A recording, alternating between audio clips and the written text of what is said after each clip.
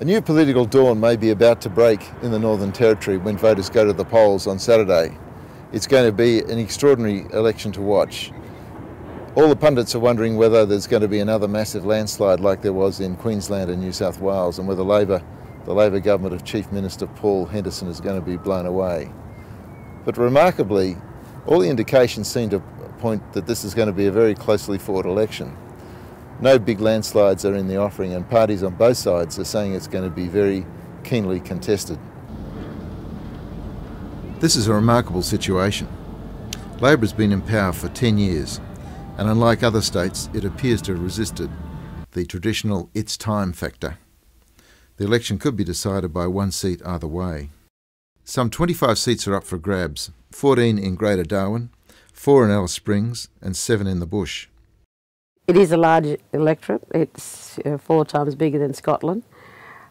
But, and we've had challenges of, making sure we get to cover each bit of the electorate.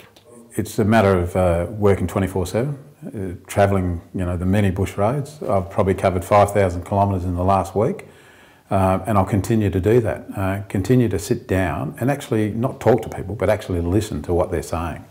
And the information that I'm gathering is they want to change. Historically, the bush seats have been a big part of the Labor heartland, but the country Liberals are mounting a strong campaign in Namatjira, held for them by ALP defector Alison Anderson, and in Stewart, held by the Minister for Central Australia, Carl Hampton, one of the younger faces of the Labor ministry. A win in both seats would be enough to deliver government. In Stewart, it's very much a family affair. Bess Price, a Warlpiri woman from Yuendamu, is attempting to dislodge her nephew, Carl Hampton. She needs a swing of around 15%, not impossible in the present circumstances. Price is controversially pro-intervention. She's a forceful, outspoken woman who's taken the anti-intervention movement head-on and made a number of enemies in the process. She's contemptuous of ideology and is focused on policies that deliver outcomes for her people. Des Rogers, a Southern Arrernte man from Alice Springs, is contesting Namatjira against Anderson. Rogers has a long history working with private enterprise, government and non-government organisations. He is running on a policy of more money for outstations and better representation for isolated remote communities. I was born in Alice Springs. I've spent a lot of time in the bush, worked in the bush for basically all my life. Know a lot of people, care about a lot of people. Worked for Bushfires NT for 15 years, so obviously that's a partial connection as well. So I think I have strong support and certainly strong recognition in the bush. So, and I think I'm the best candidate, to be honest, as well. What I've heard from people is they want the roads fixed, even not bitumised, but at least get the grader over it, once a month or twice a month. The other issue that's come up is employment, and it's mainly about young people getting jobs on the ground. And this has come from old people who knew what work was, and they are disappointed that their young people are being drawn into the major centres to just drink and not do anything for themselves. In Namatjira, the contest is particularly hard fought.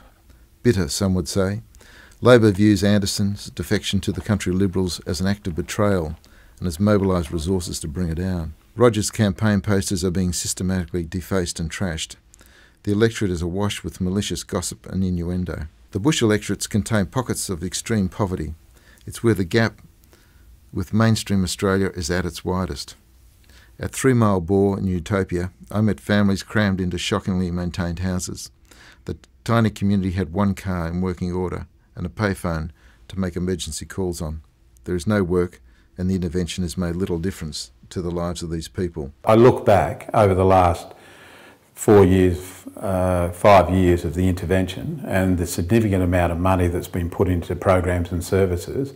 But as I say, I go to communities, I go to outstations, and I still see kids starving. I still see people living in sheer poverty, and we've got to address that. It's not out of sight, out of mind. This is real, And you know, if I can be elected and be a part of the Henderson team, I will be a strong advocate for getting action on the ground. It would be frankly astonishing if Labor holds on in the Territory when it is polling so badly nationwide. But stranger things have happened in the Northern Territory. Yesterday, former Chief Minister Claire Martin predicted Labor would win by 1 seat.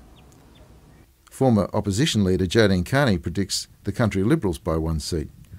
And that is just how close this election is.